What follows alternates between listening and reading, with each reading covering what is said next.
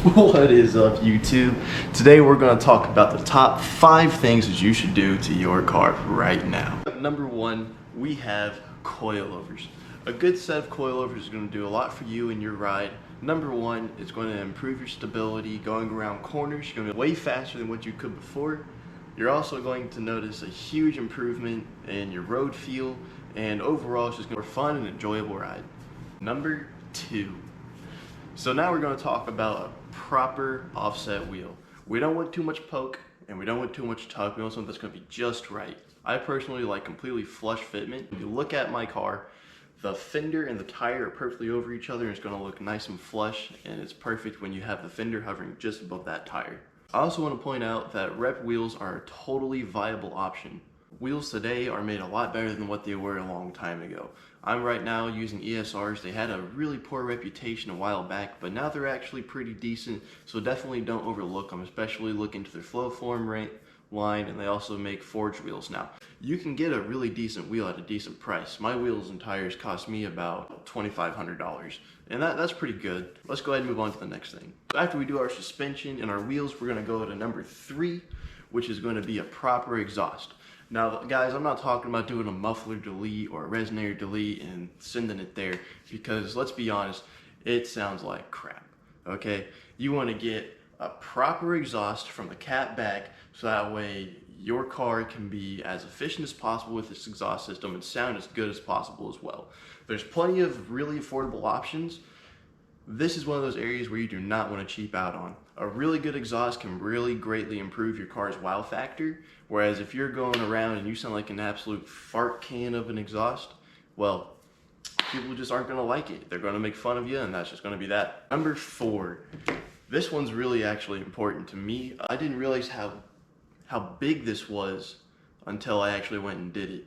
You want to get a proper set of LED headlights, and this is only if you have halogens. The thing about the halogens is you don't really have as much visibility as what you'd like. So what we're going to do is we're going to go online, and you want to find a good set of LED lights. Don't buy the first ones that you see. Don't go for the brightest lumens or anything like that. Go for a really well-researched good set of LED lights. It's going to greatly improve, 1, the looks of your car. If you cheap out on this, you will be able to see the lights flashing, and it looks terrible. If you've ever seen one of those guys in the stock SI sitting in the parking lot and their headlights are sitting there flickering, it's because they got a really cheap LED headlight. The main reason you're going to do this, aside from the looks, is that it's also going to make your night driving so much better.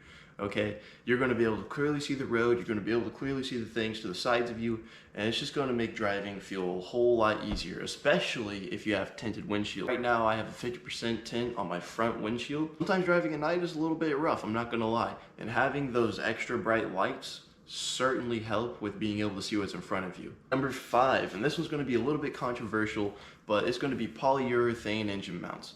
Some people love them, some people hate them, but I'm going to say why I like them. I personally have them on my car.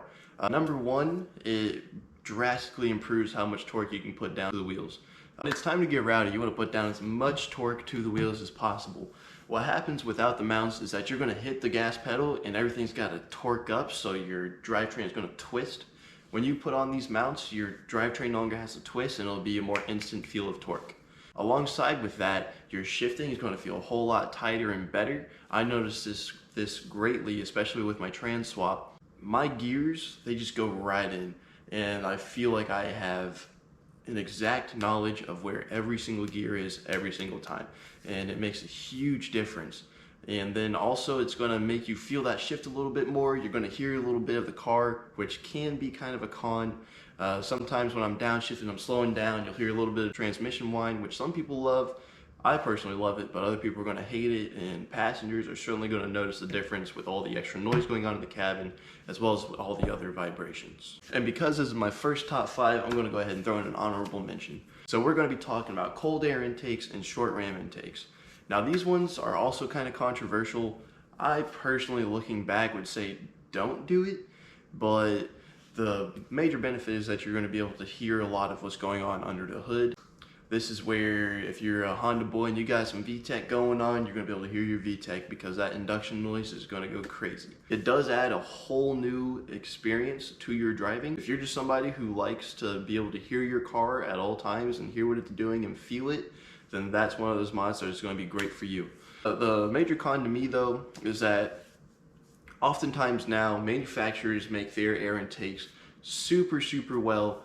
Everything is already maxed out from the factory for the most part. Depending on what you're doing, if you're trying to actually make horsepower, then what you're going to want to do is get the cold air intake. That's going to actually be able to increase your torque because it's going to have to draw from a longer pipe. But if you just go for a short ram, one, you're going to be susceptible to a lot of heat soak and you may not gain that much more power. And if you do, it's not going to be sustainable over time. Especially if you're somebody who likes to take your car to the track.